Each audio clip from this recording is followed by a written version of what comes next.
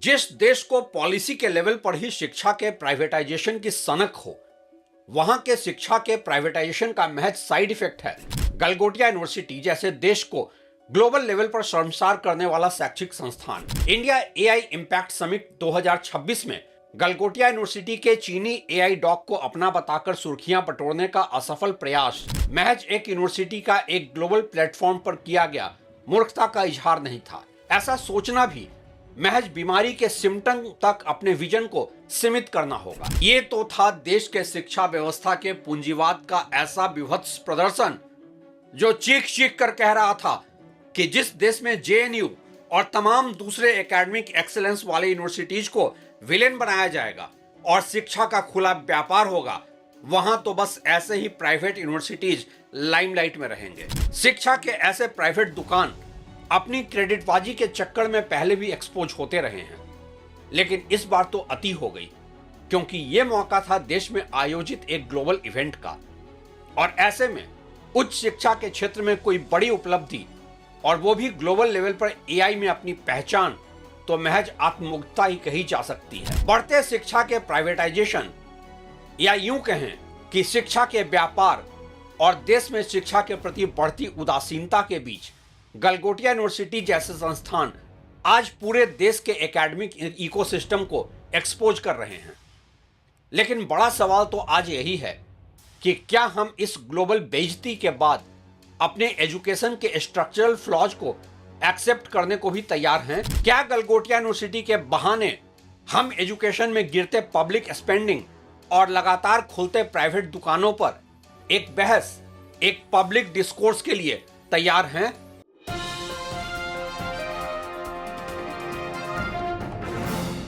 नमस्कार, आप देख रहे हैं ट्रैक टू रियलिटी और मेरा नाम है रवि सिन्हा। दिल्ली में फरवरी 2026 में आयोजित इंडिया एआई इम्पैक्ट समिट को अपना इंसल्ट समिट का टैग लगना अब एक वायरल मीम बन चुका है, क्योंकि पहले दिन से ही भारी भीड़, लंबी कतारें, असंगठित सिक्योरिटी स्वीप्स, इंटरनेट की खराब कनेक्टिविटी, पानी और खाने की कमी और कुछ स्टॉल्स से सामान तक चोरी होने की शिकायतों ने इवेंट को वैश्विक स्तर पर शर्मिंदगी का शिकार बनाया। जाहिर सी बात है कि देश में एक ग्लोबल इवेंट में हुई ऐसी गफलतों पर राजनीति तो होनी ही थी। कांग्रेस अध्यक्ष मल्लिकार्जुन खड़गे ने इसे अटर केओस और पीआर हंग्री गवर्नमेंट की नाकामी बताया, जहां पीएम मोदी के आने पर मुख्य हॉल खाली कराया गया, एग्जिबिटर्स को अपने ही स्टॉल से बाहर निकाला गया और कई डेमो इंटरनेट फेलियर के कारण फेल हो गए। आईटी मंत्री अश्विनी वैष्णव को पहले दिन की असुविधा के लिए सार्वजनिक रूप से माफी मांगनी पड़ी और उन्होंने वॉर रूम सेटअप करने का वादा किया। यह सिर्फ एक इवेंट की फेलियर नहीं, बल्कि भारत की एआई महत्वाकांक्षा और ग्राउंड लेवल एक्सिक्यूशन के बीच गहरे गैप का प्रतीक है। जब देश ग्लोबल एआई लीडर बनने का दावा करता है, लेकिन बेसिक लॉजिस्टिक्स, कनेक्टिविटी और ऑर्गेनाइजेशन भी नहीं संभाल पाता, और सबसे बड़ी बात तो यह कि जिन एकेडमिक इंस्टीट्यूशंस को स्टॉल लगाने को दिया गया था, उनसे कोई प्रायर डेमो नहीं लिया गया कि आखिर वो क्या शोकेस करना चाहते हैं दुनिया के सामने एआई अचीवमेंट के तौर पर। आखिर यह कोई गली मोहल्ले का दशहरा मेला तो था नहीं कि स्टॉल के पैसे दो और जो मर्जी बेचो। लेकिन बड़ा सवाल तो यह भी है कि ऐसी कोई प्रायर स्क्रूटनी होती तो कितने ही प्राइवेट यूनिवर्सिटीज क्वालिफाई कर भी पाते एक ग्लोबल एआई समिट में अपना स्टॉल लगाने या प्रेजेंटेशन देने के लिए। रिसर्च एंड डेवलपमेंट आरएनडी पर भारत का खर्च अब भी चिंताजनक रूप से कम है। इकोनॉमिक सर्वे 2025-26 और हालिया सरकारी आंकड़ों के अनुसार gross expenditure on research and development GDP का महज 0.64% है, जो कि 2020-21 से स्थिर या मामूली उतार चढ़ाव के साथ बना हुआ है, कभी 0.6% तो कभी 0.7% के बीच। यह आंकड़ा यूनेस्को, वर्ल्ड बैंक और डीएसटी के आरएनडी स्टैटिस्टिक्स से कंफर्म होता है। तुलना करें तो चीन 2.4 से 2.7%, अमेरिका 3.5 से 3.6%, इजराइल 5%, दक्षिण कोरिया 5% से ज्यादा खर्च करते हैं। भारत का कुल gross expenditure on research and development 1.27 lakh crore रुपया, और जो परचेज पावर पैरिटी में $58 बिलियन के आसपास है, और चीन और यूएस के खर्च का 10वां हिस्सा भी नहीं है। सबसे बड़ी समस्या प्राइवेट सेक्टर की कम हिस्सेदारी है, सिर्फ 36 से 41%, जबकि विकसित देशों में 70% प्लस प्राइवेट ड्राइव करता है। तो इसी से जुड़ा सवाल यह भी है कि फिर इन प्राइवेट एकेडमिक इंस्टीट्यूशंस को इतनी खुली छूट क्यों मिली हुई है दुकान चलाने को और मनमाफिक फीस वसूलने को, जबकि ये रिसर्च और डेवलपमेंट पर कुछ कंट्रीब्यूट कर ही नहीं रहे हैं। पब्लिक एक्सपेंडिचर की बात करें तो सरकार ने इंडिया एआई मिशन 10,372 करोड़ और रुपया 1 लाख करोड़ आरडीआई फंड जैसी स्कीम लॉन्च की है, लेकिन यह अभी स्केल पर असर नहीं दिखा रही है। पिछले 10 सालों में प्रतिशत में कोई बड़ा उछाल नहीं आया, जो दिखाता है कि घोषणाएं हैं लेकिन सिस्टमेटिक चेंज नहीं या फिर कोई सीरियस कमिटमेंट नहीं। देश में रिसर्च कल्चर की दुर्दशा और गहरी है। पीएचडी स्कॉलर्स को 30-35 साल पढ़ने वाला कहकर तंज किया जाता है। टॉप यूनिवर्सिटी जैसे जेएनयू, जामिया या हैदराबाद को राजनीतिक रूप से टारगेट किया जाता है और पब्लिक परसेप्शन में उन्हें देश के टैक्स पेयर्स पर बोझ बताने के लिए तो खैर व्हाट्सएप यूनिवर्सिटी है ही। यूपीएससी और सरकारी नौकरी को सपनों का शिखर मानकर रिसर्च को सेकंड क्लास ट्रीटमेंट मिलता है। यूजीसी जैसी संस्थाएं विवादों में फंसी रहती है और देश में शिक्षा मंत्री की भूमिका या उनके खुद की एकेडमिक क्वालिफिकेशन या अंडरस्टैंडिंग पर कोई गंभीर डिबेट कभी नहीं होती है। यूनिवर्सिटीज में व्हाट्सएप यूनिवर्सिटी कल्चर फैला हुआ है, जहां फैक्ट से ज्यादा फॉरवर्ड मैसेज चलते हैं। व्हाट्सएप फॉरवर्ड लोगों के लिए मनोरंजन और ज्ञान का स्रोत बन चुके हैं, जहां के सीरियस एकेडमिक लोगों को मूर्ख समझा जा रहा है। और इसलिए इस बात से कोई आश्चर्य नहीं होता है कि क्यूएस रैंक यूनिवर्सिटीज में इंडिया की रैंकिंग 2015 में 11 से घटते घटते 2026 में 54 हो गई है। भारत रिसर्च आउटपुट में थर्ड है ग्लोबली, लेकिन क्वालिटी, फंडिंग और इंडस्ट्री लिंकेज की कमी से इनोवेशन नहीं निकल पाता।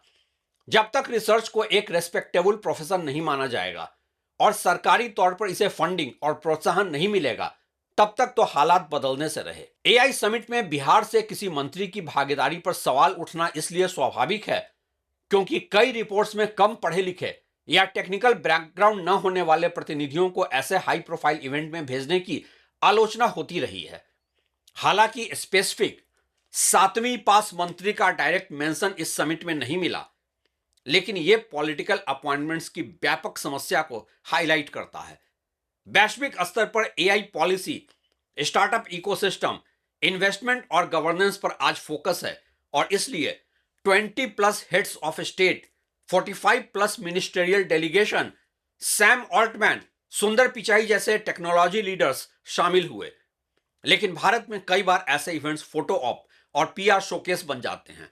यह पॉलिसी लेवल पर दूरदर्शिता की कमी है, जहां एक तरफ एआई फॉर ऑल और विकसित भारत का नारा तो दूसरी तरफ अयोग्य या गैर टेक्निकल प्रतिनिधित्व, जो मैसेज और देश के ओवरऑल नैरेटिव को कमजोर करता है। इंडिया के टेक्नोलॉजी लीडरशिप के कमिटमेंट पर ही सवाल उठाता है। जहां तक बात गलगोटिया यूनिवर्सिटी के ऐसे ग्लोबल इवेंट में मूर्खता के इजहार का सवाल है, तो प्राइवेट इंजीनियरिंग कॉलेजों का कुकुरमुत्ता उगना दशकों पुरानी समस्या है, जहां क्वालिटी से ज्यादा फीस, मार्केटिंग और इंफ्रास्ट्रक्चर दिखावा चलता है।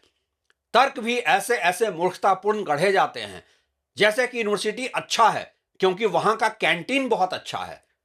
गलगोटिया यूनिवर्सिटी का केस इसका सबसे ताजा और शर्मनाक उदाहरण है, जहां कम्युनिकेशन प्रोफेसर नेहा सिंह ने डीडी न्यूज को बताया कि रोबोट डॉग ओरायन यूनिवर्सिटी के सेंटर ऑफ एक्सेलेंस द्वारा डेवलप्ड है, लेकिन फैक्ट चेक से पता चला कि यह चीन के यूनिटरी रोबोटिक्स का जीओटी मॉडल है। सोशल मीडिया पर वायरल होने के बाद यूनिवर्सिटी को स्टॉल खाली करने का ऑर्डर मिला और यूनिवर्सिटी ने क्लैरिफिकेशन में कहा कि उन्होंने कभी क्लेम नहीं किया, बल्कि प्रोफेसर इल इन्फॉर्म्ड थी। वैसे इन नेहा मैम की अंग्रेजी में थेथरई और प्रेजेंटेशन पर तंज कसने वाले लोग भूल जाते हैं कि असली समस्या संस्थागत है। कम्युनिकेशन फैकल्टी को एआई डेमो संभालने भेजना क्योंकि असली रिसर्चर्स या इंजीनियर्स शायद उपलब्ध नहीं या प्रायोरिटी नहीं। प्रायोरिटी कुछ है तो बस है खुद को शोकेस करके लाइमलाइट बटोरना, ताकि एक प्राइवेट इंजीनियरिंग कॉलेज को ज्यादा से ज्यादा कैंडिडेट्स मिले, महंगी फीस जस्टिफाई हो और उनकी दुकान चलती रहे। भारत का दावा रहा है कि देश एआई और टेक में फ्रंट रनर बनना चाहता है, लेकिन पिछले 10 सालों में research and development budget GDP के प्रतिशत में स्थिर रहा है। ANRF, national quantum mission, India AI mission जैसी पहलें अच्छी है। 38,000 plus GPUs onboarded, 12 indigenous LLM teams shortlisted, लेकिन ग्राउंड पर पब्लिक और प्राइवेट इन्वेस्टमेंट दोनों अभी भी कम है। $11.1 बिलियन प्राइवेट एआई इन्वेस्टमेंट 2013 से अब तक का है, लेकिन यह पर्याप्त नहीं। जब तक रिसर्च को राजनीति से मुक्त नहीं किया जाएगा, यूनिवर्सिटीज में फंडिंग और मेंटरशिप नहीं बढ़ाई जाएगी और प्राइवेट सेक्टर को रियल इंसेंटिव्स नहीं दिए जाएंगे और साथ ही उनके लिए कोई चेक एंड बैलेंस नहीं बनाया जाएगा, तब तक बड़े बड़े दावे बस खोखले रहेंगे। यह सब मिलाकर भारत की समस्या टैलेंट की कमी नहीं, बल्कि सिस्टमेटिक नेग्लेक्ट, पॉलिटिकल प्रायोरिटी और एक्सिक्यूशन गैप की है।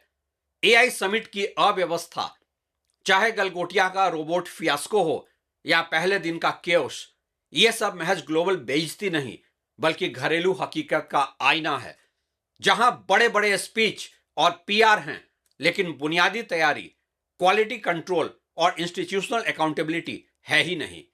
अगर सच में विकसित भारत 2047 तक चाहिए तो आर&डी पर कम से कम 2% से ज्यादा जीडीपी का खर्च करना होगा, यूनिवर्सिटीज को पॉलिटिक्स फ्री बनाना होगा, प्राइवेट आर&डी को 70% तक ले जाना होगा और इवेंट्स में प्रोफेशनल ऑर्गेनाइजेशन जरूरी है। और सबसे जरूरी ये कि प्राइवेट सेक्टर को एजुकेशन में दुकान खोलने से पहले कहीं कोई तो मेरिट का एंट्री बैरियर हो, ताकि हर कोई मुंह उठाकर ना घुस आए अपनी दुकान चलाने को। अंत में फिर कहता हूं कि गलगोटिया यूनिवर्सिटी के मूर्खता का ग्लोबल इजहार कुछ दिनों में भुला देना नहीं चाहिए, बल्कि इस पूरे फियास्को से एक लेसन लेकर एक चिंतन किया जाना चाहिए। यह ग्लोबल बेइज्जती तो एक जागृति ला सकती है अगर शिक्षा के प्राइवेटाइजेशन की सनक से अलग देश सरकारी यूनिवर्सिटीज बढ़ावा देने लगे, लेकिन इतिहास गवाह है कि भारत में शर्मिंदगी से सबक कम ही सीखा जाता है। जल्दी भूलकर अगले पीआर इवेंट या स्पीच की तैयारी शुरू हो जाती है। सच्ची प्रगति तभी आएगी जब रिसर्च और इनोवेशन को फोटो सेशन या पॉलिटिकल टूल नहीं, बल्कि राष्ट्रीय सर्वोच्च प्राथमिकता बनाया जाएगा।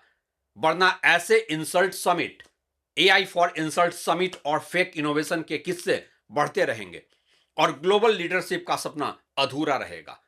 और हां, इसी सब के बीच प्राइवेट इंजीनियरिंग कॉलेजों और दूसरे एकेडमिक की दुकान चलती रहेगी, फलती फूलती रहेगी, बिना किसी अकाउंटेबिलिटी के। यह वाकई सोचने का समय है। हम तो खैर उठाते ही रहेंगे सवाल, और इस सवालों के सफर में मेरे साथ बने रहने के लिए शुक्रिया।